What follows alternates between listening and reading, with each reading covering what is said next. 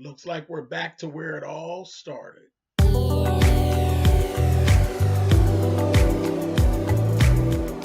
I'm like, come on through, Cookie. I'm going up on my soapbox. That's basically it. Let's talk about drag in all its forms.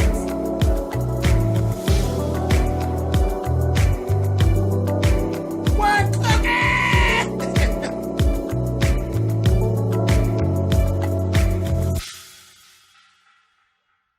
Hey guys, thanks so much for clicking on the video. This is Love and Hip Hop New York, Season 9, Episode 1. We're back in New York where everything started. The opening was a little bit different this time. We actually had Joe Budden with his fine self. Try to think Joe Budden is so goddamn fine. I do. And he had this cream colored turtleneck and slacks on. He looked so good. He just looked so sharp. I was like, all right, Joe, for growing up, honey, and looking, all right, okay. All right. But he was basically doing like this whole narration thing and basically telling you a little bit about the stories that's going to be going on throughout this season. We're going to definitely talk about him and Cyn Santana and this baby that they didn't had. Juelz, child. We're going to talk about Juelz. He facing jail time and he has some substance abuse going on. A whole mess. And I looked at him and I'm like, Juelz, what is, like, he looks like he is aged so bad.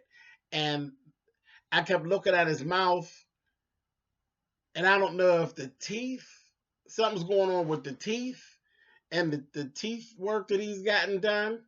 Something, his orthodontia is not up to par. Something's not right. Or I don't think he had any type of a stroke or anything like that. Something's going on in that mouth area. I'm like, Juelz, that's not a good look, but okay. And then Rich Dollars, his daughter's mom is facing some jail time about shooting her, is he her husband now or her boyfriend, whoever her mate is at this point. She done popped his ass. I said, oh yeah, New York. We are giving straight up New York, baby. Let's get to it. So that was it. Joe opened up the show, and we go right to a scene with Joe and Cyn, and we go right into what appears to be their storyline, which I think is going to get on my nerves really, really bad, really, really fast. She wants to screw, and he's feeling kind of old. He's like, I'm busy, I'm working, I'm doing these jobs, and I'm trying to get everything together. Their house is nice as hell. Nice as hell. I'm like, Cyn, like last I saw you, girl, that I can remember. See, because I don't remember and everything from New York, because New York is actually boring. Of the whole franchise, New York is the boring city. Love Miami, live for Hollywood. And of course, we love Atlanta. You know what I mean? New York's the boring one. Flat out. I came in late. I literally came into this thing when they created Atlanta. So I missed the first few seasons of New York. I didn't even used to watch the show back then. So New York's always kind of boring for me, but whatever. I mean, I'm all in. It is what it is. Beautiful home. This seems to be their storyline. She wants more of the Peter, and he wants to give her less.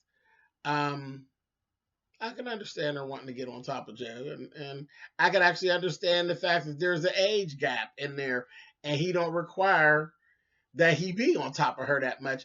But to create a whole storyline about it, I don't know how much of that I'm gonna actually be able to take. We actually got a scene later on with them where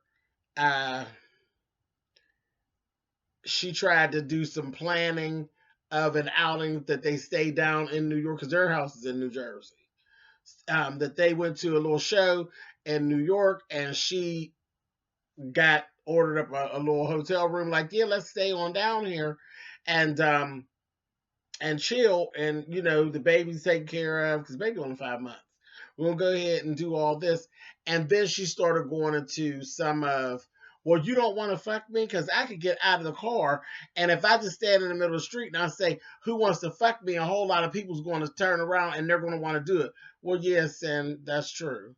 All of that's true, but you need to pump your brakes. Like, seriously, last I saw you, Erica Mena was making you cry and making you feel like an idiot and all of that bullshit that you had going on.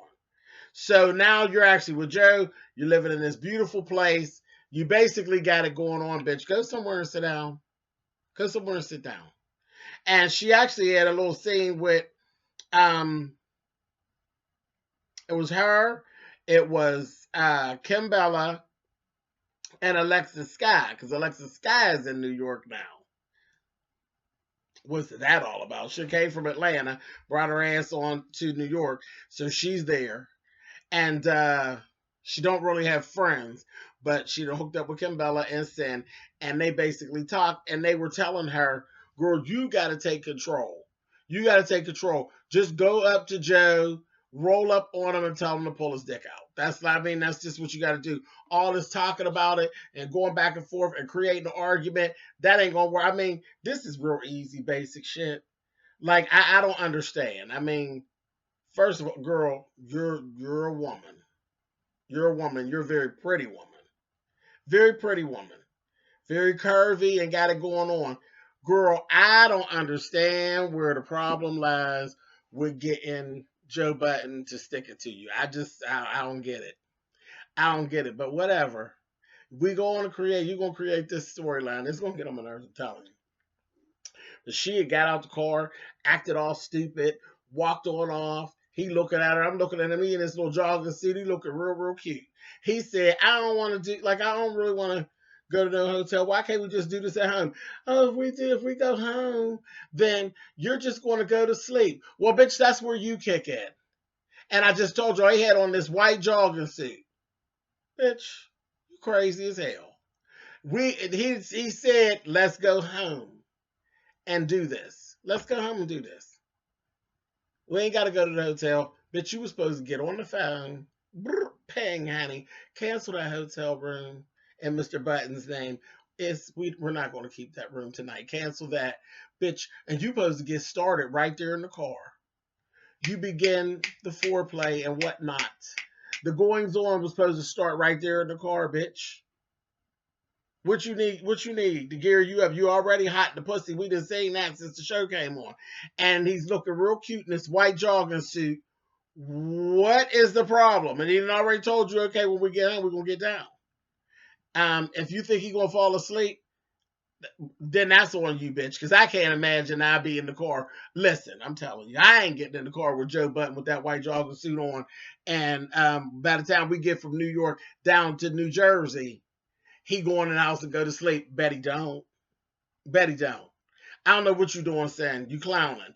But she did try to make some points where, we can see where it's going to go, where she was saying, I gained some weight and all that. Women go through that stuff. I understand that. And someone with him not wanting to get down, she said, is it, I'm already feeling kind of bad because my body's not exactly where it was. Okay. But again, getting out the car in New York, saying you're going to go stay at the hotel and throwing a hissy fit. You see what the fuck he did, right? He went and got in the car and took his ass on back to New Jersey. You should feel like an idiot. I can't imagine how much of that I'm going to do before that gets on my nerves. I give it 2 episodes. Moving on. Safaree is here.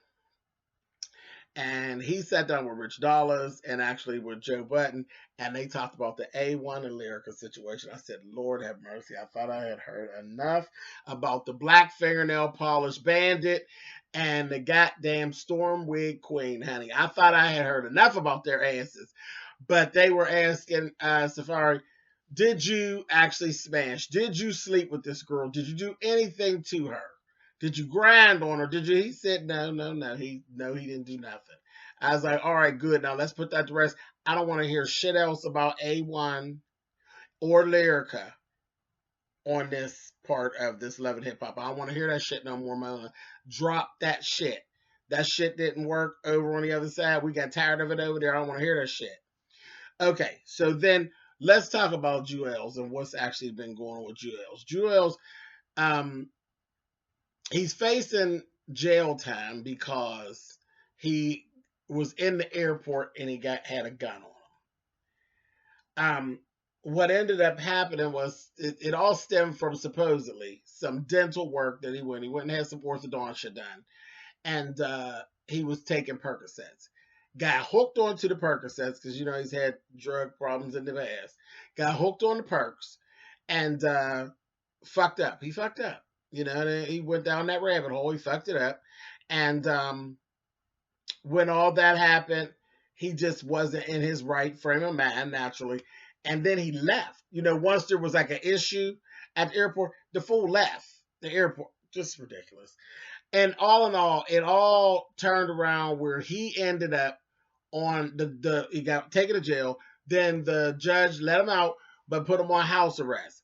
Him and Kimbella are not married, so he couldn't be on house arrest at their house with them and all their babies and stuff. They put him on house arrest over his mother's house. So the family's been split down the middle. So he's not in the house with them. He's over there. Then he ends up getting a phone call later on. They were out. The judge let him go out with the kids and stuff.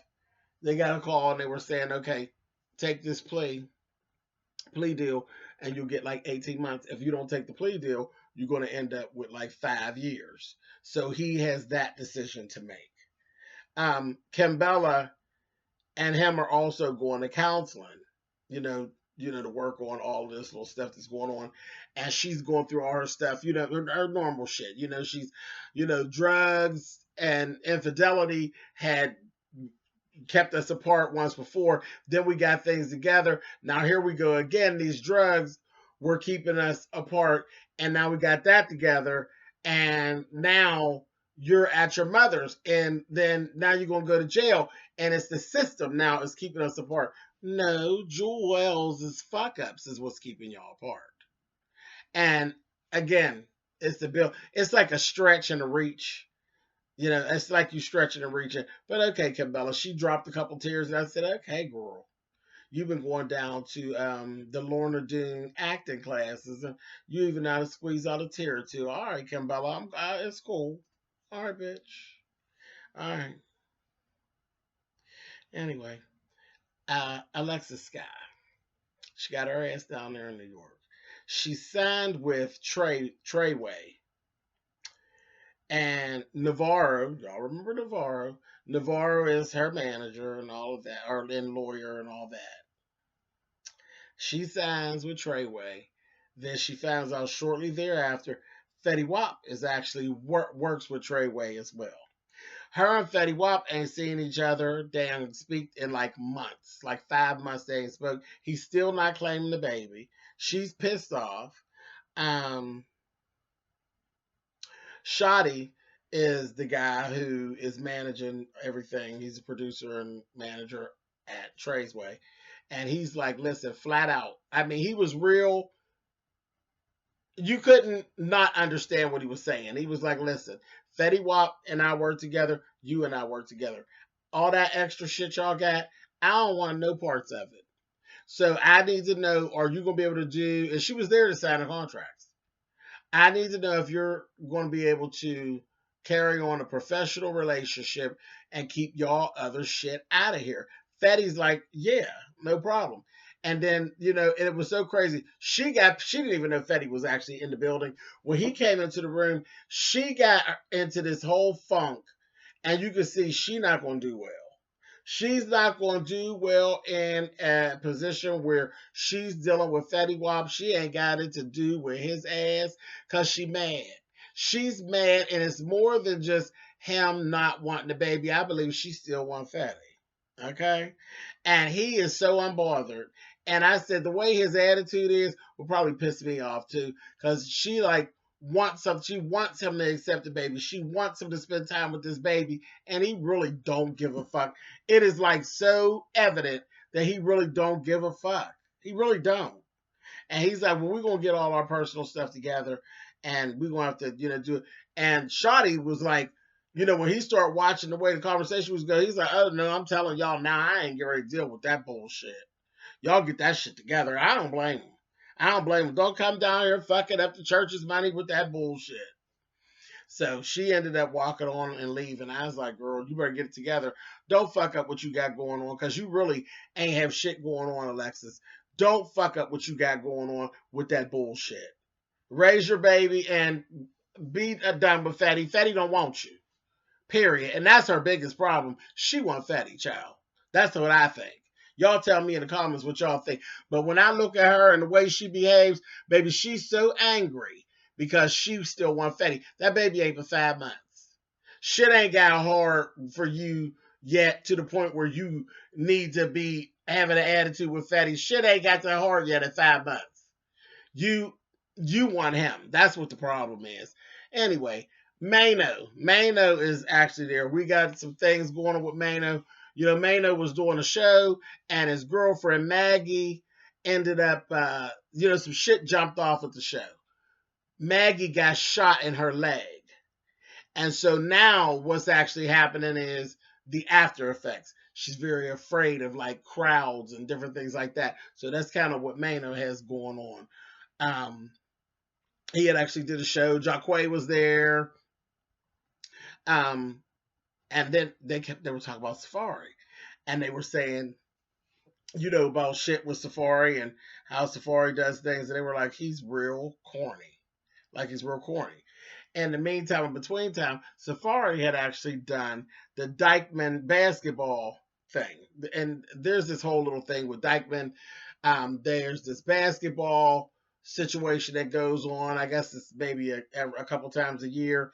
And generally, there's like a basketball game, and then some folks that actually have like mixtapes or something hot on the street, they will perform their song. Well, Safaree don't have nothing hot on the street. He has a song that really appeals to the barfly white chicks. The chicks that dance like this. Them. He has a song that appeals to them. He goes down to Dykeman. He performs the song. They booing. It's like, come on, we're New York City, home of the damn Apollo. They will boo your ass. They booed him. Goddamn Safaree, and y'all, we seen this play out on social media when it went viral. Safaree gets up there and cusses the people the fuck out.